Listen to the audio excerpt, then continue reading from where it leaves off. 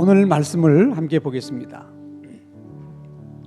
구약성경 우리 845면 우리 시편 63편 1절에서 11절까지 한 절씩 교독하겠습니다. 구약성경 845면 시편 63편 1절에서 11절입니다. 하나님이여 주는 나의 하나님이시라. 내가 간절히 주를 찾되 물이 없어 마르고 황폐한 땅에서 내 영혼이 주를 갈망하며 내 육체가 주를 앙모하나이다.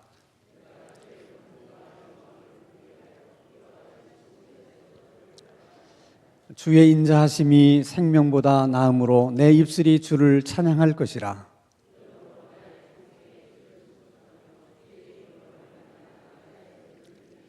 골수와 기름진 것을 먹음과 같이 나의 영혼이 만족할 것이라. 나의 입이 기쁜 입술로 주를 찬송하되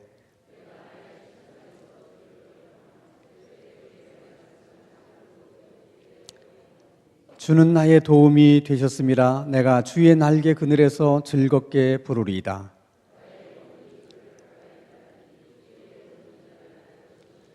나의 영혼을 찾아 멸하려 하는 그들은 땅 깊은 곳에 들어가며 11절 다 함께 왕은 하나님을 즐거워하리니 주께 맹세한 자마다 자랑할 것이나 거짓말하는 자의 입은 막히리로다. 아멘. 어느 나라든 어느 민족이든 그 나라 그 민족의 사람들이 소중하게 생각하는 날들이 있습니다. 그런 날들을 흔히 절기로 지키죠. 우리나라 같은 경우에는 가장 큰 명절이 어떤 때입니까? 구정하고 추석입니다. 그런 것처럼 이스라엘 백성들도 아주 소중하게 지키는 시간들이 있어요. 절기들이 있습니다. 크게 세 가지인데 유월절과 초막절과 오순절이에요. 근데 이스라엘 백성들은 그 모든 절기들이 다 신앙하고 연관이 있는 절기들입니다.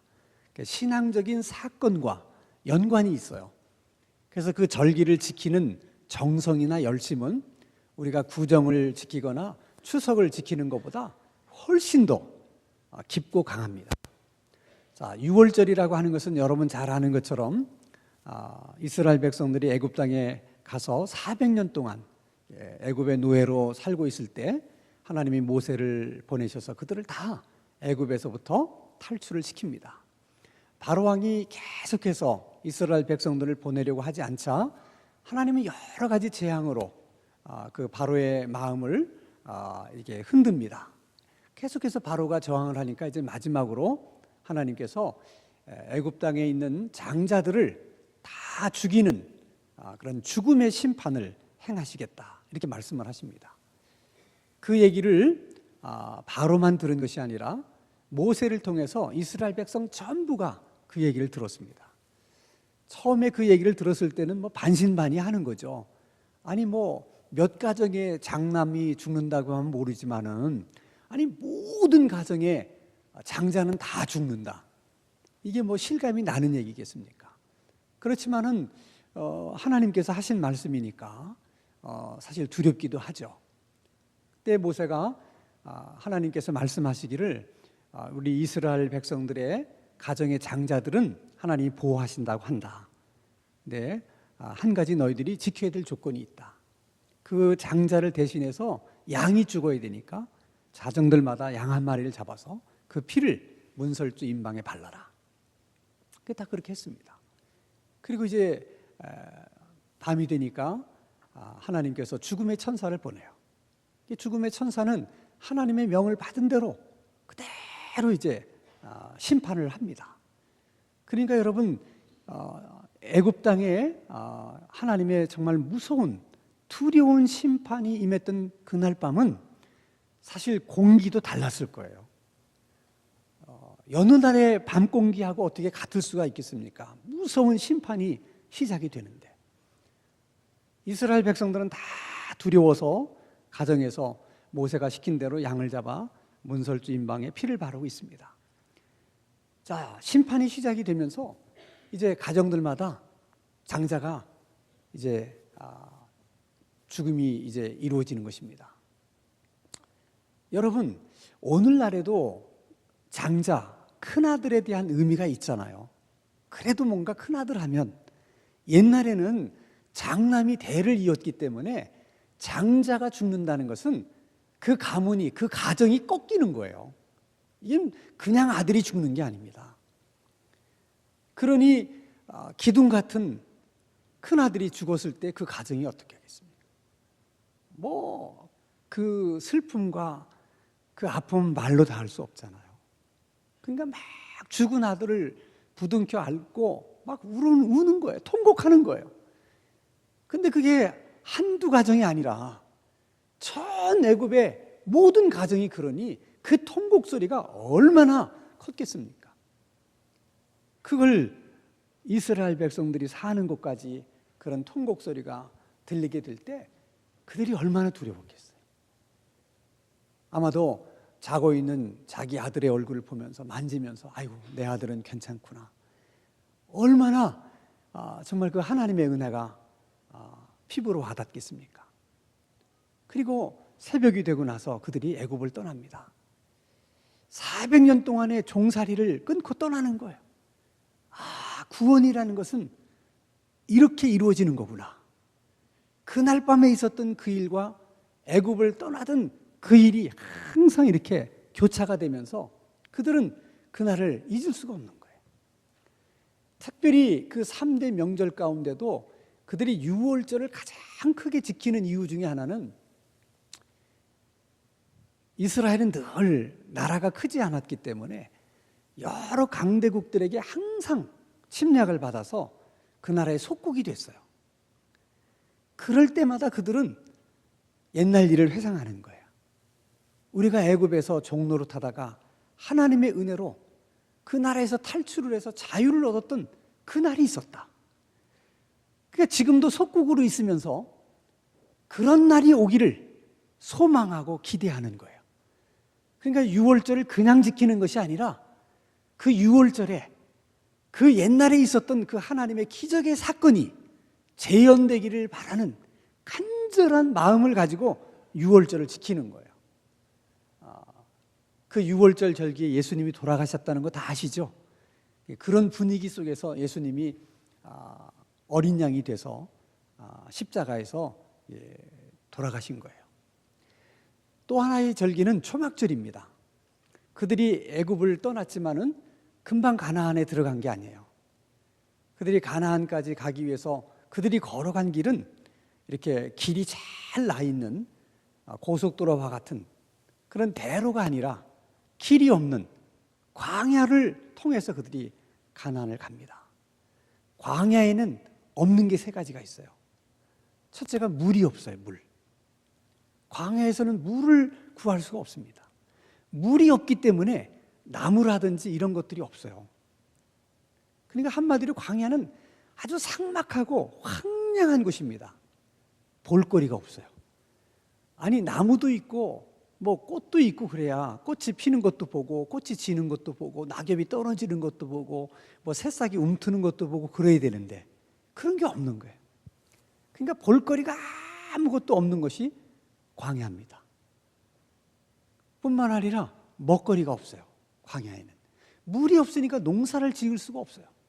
물이 없으니까 무슨 사람들이 잡아먹을 수 있는 그런 동물들도 없는 거예요. 그렇기 때문에 광야에서는 사람이 살 수가 없어요. 원래 광야는 사람이 사는 곳이 아니에요. 살 수가 없는 곳이에요. 근데 사람이 살 수 없는 그곳에서 이스라엘 백성들이 몇 년을 살아요? 40년을 살아요. 이건 기적 중에 기적입니다. 절대로 광야에서는 사람이 살 수 없는데 그 광야에서 그들은 40년을 살아요. 그것도 한 가정이 그렇게 산 게 아니라 장정만 60만이 그 광야에서 살아남습니다. 하나님의 은혜죠. 자, 물이 없는 그 땅에서 물을 누가 주세요? 하나님이 주십니다. 반석을 쳐서 물을 내게 하세요. 먹을 것이 없는 그 광야에서 먹을 걸 누가 줘요? 하나님이 줘요. 만나를 주고 또 메추라기를 줘요. 그러니까 그들은 물을 주시는 하나님을 의지하지 않으면, 만나와 메추라기를 주시는 하나님을 붙잡지 않으면 살아남을 수 있어요, 없어요? 없습니다. 그들은 매일매일 같이 하나님을 붙들고 하나님을 의지해야 됩니다. 그렇게 그들이 40년을 살아요. 아무것도 볼 것이 없기 때문에 누구만 보느냐? 하나님만 바라봐요. 볼 게 없어요. 그래서 40년 동안 그들은 하나님만 바라보면서 삽니다. 그 40년의 이스라엘 백성들의 삶을 이제 신약 성경에 오면 광야 학교였다고 그렇게 해석을 해요.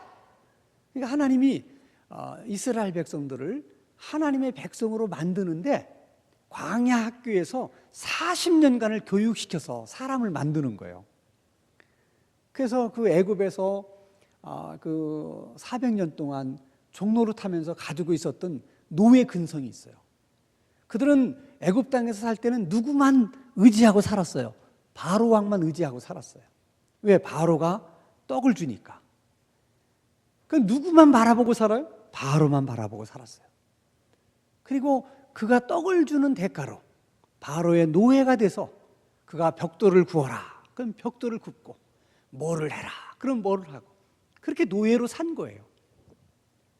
그런 사람들을 하나님의 백성으로 만드는 게 쉽지 않은 거예요. 그 노예 근성, 그거를 다 그런 근성을 빼내는데 광야하께서 40년이나 걸렸어요. 그리고서야 사람을 만드는 거예요, 하나님이. 근데 이것은 하나님이 하시는 방법이에요. 이스라엘 백성만 그런 게 아닙니다. 오늘날에도 하나님이 쓰시는 큰 인물들은 예외가 없어요. 다 광야 학교를 졸업하신 분들이에요. 광야 학교 몇 기십니까? 이렇게 물어보면 다 광야 학교를 졸업하셨어요. 그들이 그 광야 학교에 들어가서 하나님만 바라보고 하나님만 의지하는 훈련이 됐을 때만 하나님이 하나님의 사람으로 쓰는 거예요. 이게 광야 학교를 나와야 사람이 돼. 그러니까 이 광야 학교라는 게 고통스러운 장소이기는 하지만 사람 되는 장소예요. 다윗도 예외는 아닙니다. 자, 다윗은 양치는 목자였어요. 그래서 어린 시절부터 할 줄 아는 건 뭐밖에 없어요? 양치는 것밖에 할 줄 아는 게 없었어요. 요즘 말로 말하면 무슨 뭐 학교에 가서 공부를 하거나 그런 것도 없어요. 그냥 밥 먹으면 양떼들 데리고 여기저기 다니면서 풀 뜯기고 그거예요. 그렇게. 아니 여러분, 대학도 안 나오고 공부도 안 하고 양이나 치던 사람이 왕이 돼가지고 한 나라를 다스린다. 그게 쉬운 일이에요?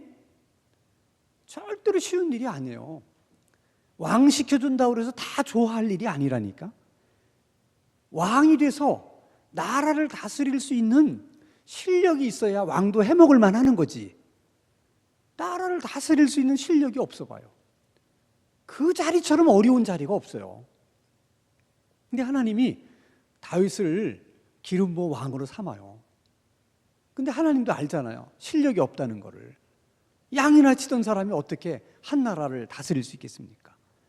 그러니까 하나님이 다윗을 왕의 제목으로 키우기 위해서 하나님이 쓰시는 그런 사람으로 쓰시기 위해서 어디로 보냅니까? 광야 학교로 보내요. 그래서 다윗은 광야라고 하는 것이 아주 친숙한 곳입니다. 자, 사울 왕이 이제 다윗을 죽이려고 이제 벼르고 있자 다윗이 도망을 가요. 어디로 도망가? 광야로 도망가요. 왜 하필 광야로 도망갔을까? 거기는 사람이 사는 곳이 아니기 때문에 그 다윗을 쫓던 군사들이 광야까지는 안 오는 거예요. 이게 광야 입구까지는 쫓아왔다가 다윗의 일행이 광야로 들어가니까 안 쫓아요. 왜? 거긴 사람 사는 곳이 아니니까 사람이 살 수 있다 없다? 없는 거예요. 그러니까 뭐 광야에 들어가서 뭐 어쩌다가 죽겠지. 저기서는 어쨌든 살아남을 수 없으니까 추격을 포기하는 거예요. 광야에 들어가서 얼마나 불편하고 어려운 삶을 삽니까? 다윗도 똑같아요. 광야에 들어가서 아무것도 할 것도 없고 볼 것도 없으니까 누구만 바라봐요? 하나님만. 거기서 하나님을 의지하지 않으면 살아남을 수가 없으니까 어쩔 수 없이 또 누구를 의지해요? 하나님을 의지해요. 근데 대부분 사람들은 이제 광야 학교를 들어가면 이제 뭐 3년에 수료하는 사람도 있고 뭐 4년에 수료하는 사람도 있고 이렇게 사람마다 조금씩 다르긴 하지만은 대부분 한 번 광야 학교를 수료하면 뭐 재승학을 한다든지 다시 광야 학교를 들어가는 법은 거의 없어요. 그냥 한 번에 하나님이 다 훈련을 끝내신다고. 다윗은 전반기에 한 번 들어가고 후반기에 또 한 번 들어가요. 그러니까 참 다윗의 입장에서 보면 참 인생이 고달픈 거죠. 근데 그만큼 하나님이 다윗을 사랑하는 거예요. 전반부는 사울 왕의 미움을 받아서 이제 광야로 들어가서 훈련을 받습니다. 그러나 그때는 다윗도 젊었기 때문에 어려움은 있어도 패기로 어쨌든 그걸 막 이겨내려고도 하고, 또 하나님이 자기의 기름 부어서 이스라엘의 왕을 삼을 거라는 것을 알았기 때문에 미래에 대한 꿈과 소망이 있었기 때문에 그런데도 또 그 광야 생활을 견뎌냅니다. 그런데 인생 후반기에 들어간 광야 학교는 성격이 좀 달라요. 이제 다 고생이 끝났다고 생각했어요. 왕이 됐어요. 여러분, 왕에게 불편한 게 어디 있어요? 음식도 최고 좋은 거로 먹는 사람이 왕이고, 잠자리도 최고로 좋은 데서 자는 사람이 왕이고, 그렇게 살았다니까, 왕으로. 근데 갑자기 아들이 구테타를 일으킵니다. 믿었던 자기 신하들이 등을 돌리는 거예요. 그래서 다시 광야로 도망을 가요. 이제는 나이도 있고 그러기 때문에 그 불편한 광야 생활이 너무너무 힘든 거예요. 그리고 이제는 쭉 왕으로 살았잖아요. 얼마나 안락한 삶을 살았는데 갑자기 그 광야라고 하는 환경에 들어가니까 너무 고통스러운 거예요. 여러분, 푹신푹신한 침대에서 자던 사람이 땅바닥에서 잘 수 있어요, 없어요? 허리가 베겨서 못 자. 그러니까 광야로 간 다윗이 잠을 잘 잘 수 있었겠어요, 없었겠어요? 잠을 잘래도 잠이 안 오는 거예요. 허리가 아파서 잠이 안 오지만 생각만 하면 구테타를 일으킨 아들 생각, 등 돌린 신하들 생각하면 그냥 끓어오르는 거예요. 미움과 분노와.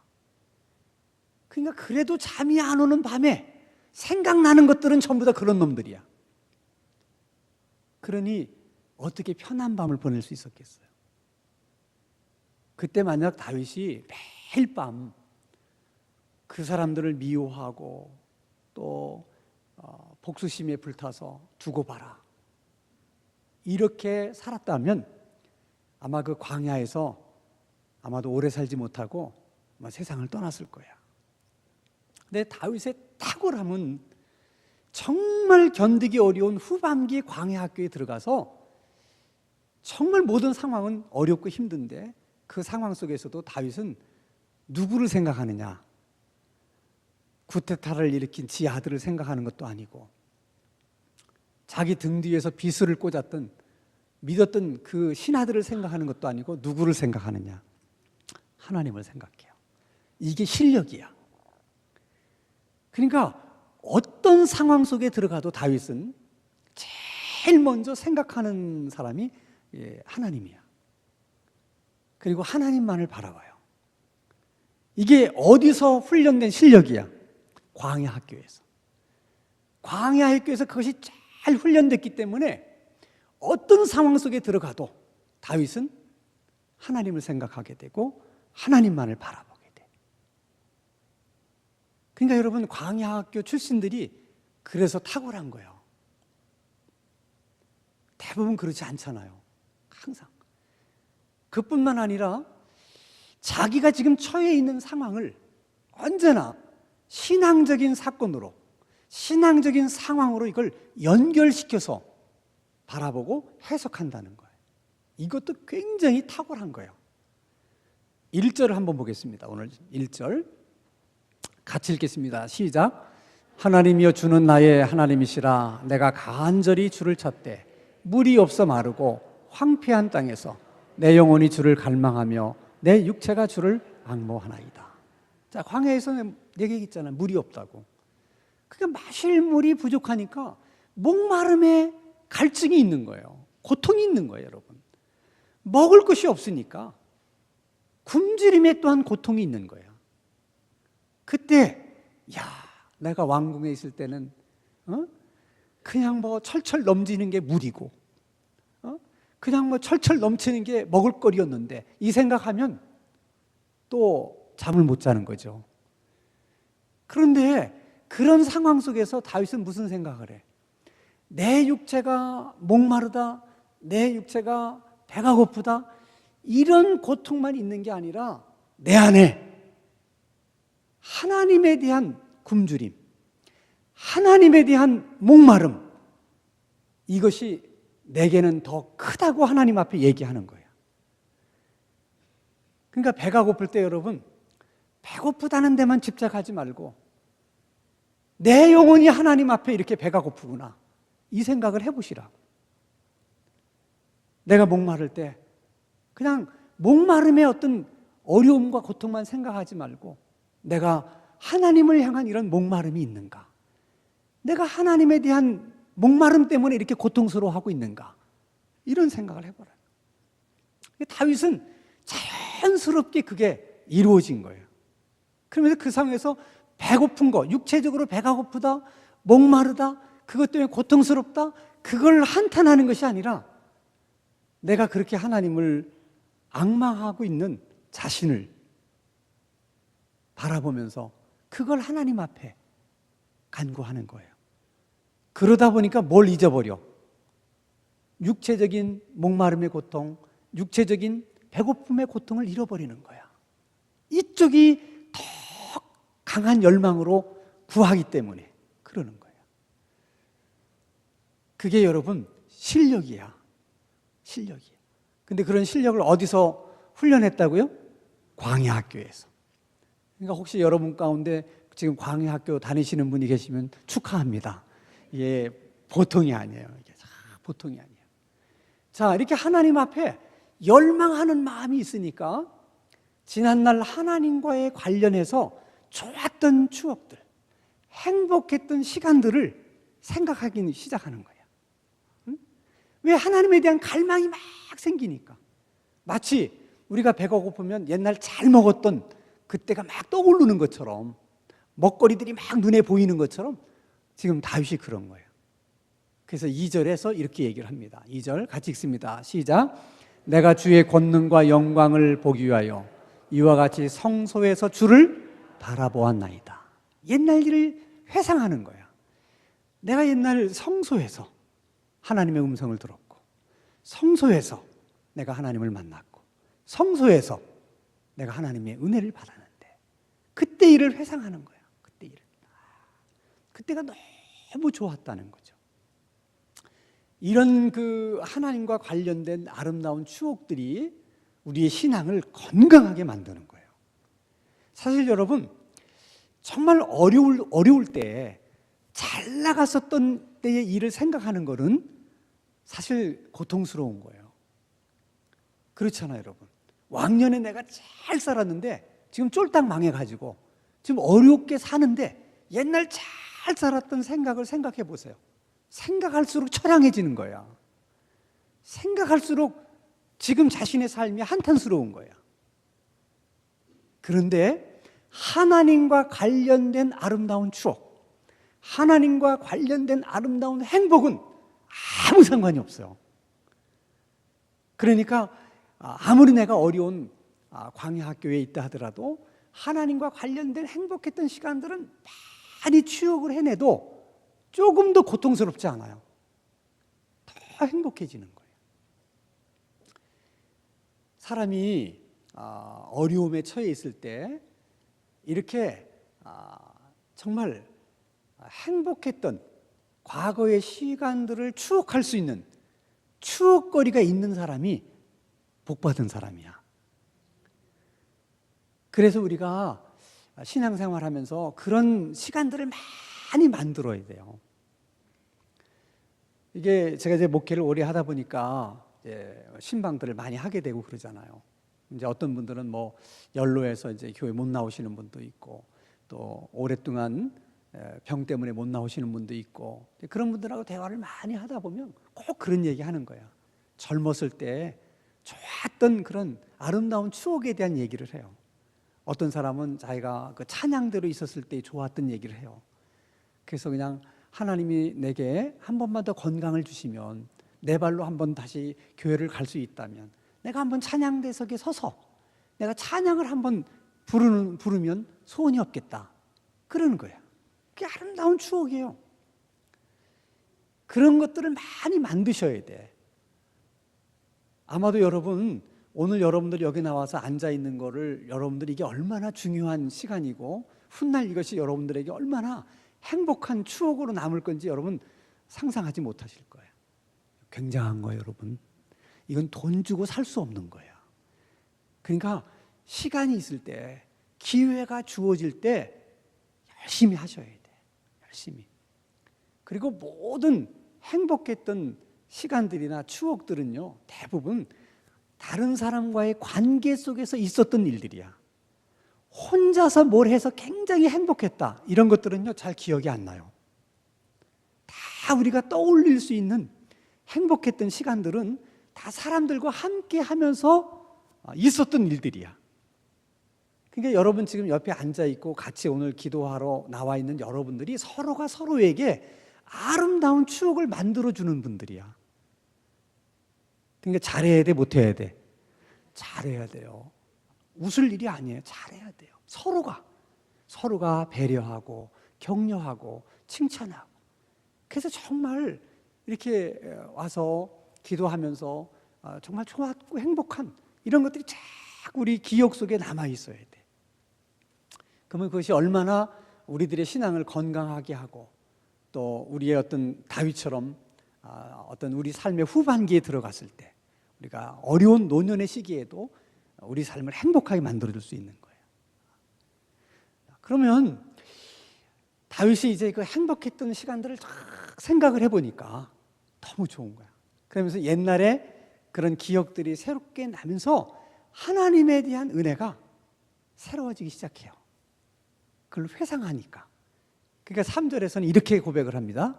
같이 읽습니다. 시작. 주의 인자하심이 생명보다 나음으로 내 입술이 주를 찬양할 것이라. 그로부터 나오는도다. 얼마나 아름다운 노래인지 몰라. 주님의 인자하심이 내 생명보다 낫다. 사실 광야에서 살아남는다는 것이 얼마나 힘든 일이야. 근데 주님의 그 인자하심을 생각하면 이건 아무것도 아니라는 거예요. 오늘 우리식으로 얘기하면 내가 지금 그 하나님이 나에 대해서 어떻게 하셨는지 그런 것들을 다 생각해 보니까 정말 하나님은 나에게 너무나 좋으신 분이십니다. 그게 새삼스럽게 깨달아지면서 저는 너무 행복합니다. 나는 오늘 여기서 그냥 세상을 떠나도 하나님, 저는 여한이 없습니다. 그 얘기예요. 얼마나 좋았으면 그렇겠어. 그 하나님의 인자하심이, 늘 나에 대해서 베푸셨던 그 하나님의 사랑과 은혜가 새롭게 마음속에 와 닿는 거라. 그리고 나니까 마음속에 광야지만은 하나님이 주시는 기쁨, 하나님이 주시는 소망, 이런 것들이 다 마음속에 차고 넘치면서 그 소망과 기쁨이 다윗의 닫혀있던 입을 열게 만들어요. 그리고는 하나님을 찬양하며 노래하기 시작합니다. 이게 여러분 광야에서 부르는 노래야. 여러분, 광야라고 하는 것은 노래를 부를 수 있는 곳이 아니에요. 그래서 세상 사람들은 죽었다 깨어나도 광야에서는 부를 노래도 없고, 그리고 노래를 부를 수도 없어요. 세상 사람들은 노래를 부르려면 일단 흥이 나야 돼. 그래서 일단 한 잔 꺾어야 돼. 그래야 기분이 좋아져가지고 노래도 부를 마음이 생겨. 그러니까 꼭 한 잔하고 2차로 가는 데가 어디야? 노래방이야. 왜냐하면 그래야 노래를 부를 마음이 있는 거예요. 어떻게 광야에서 노래를 불러? 내 마음을 아프게 한 저놈이 퍼렇게 저렇게 살아있는데 내가 어떻게 노래를 불러? 응? 그렇잖아요. 저놈이 저렇게 그냥 활개치고 돌아다니는 것을 내 두 눈으로 보는데 내가 어떻게 노래를 부를 수 있어? 못 불러요. 그러나 다윗처럼 어떤 상황에서도 먼저 하나님을 생각하고 그 하나님을 갈망하고 하나님하고 있었던 좋은 시간들, 행복했던 추억들을 생각해내면 광야에서도 부를 노래가 있고 광야에서도 노래를 부를 수 있다는 거예요. 할렐루야! 오늘 기도하러 나온 여러분들에게 그런 은혜가 있기를 바라요. 앞으로도 여러분들이 혹시 광야학교에 지금 계시는 분이든 또 앞으로 뭐 입학을 하실 분이 계실지 모르지만은 여러분들 그 광야에서도 늘 그냥 뭐 슬퍼하거나 짜증하거나 원망하거나 비교하는 것이 아니라 하나님, 광야에서도 내가 부를 노래를 주시옵소서. 하나님, 광야에서도 내가 노래할 수 있는 믿음을 주시옵소서. 하나님이 그렇게 해 주실 줄로 믿습니다.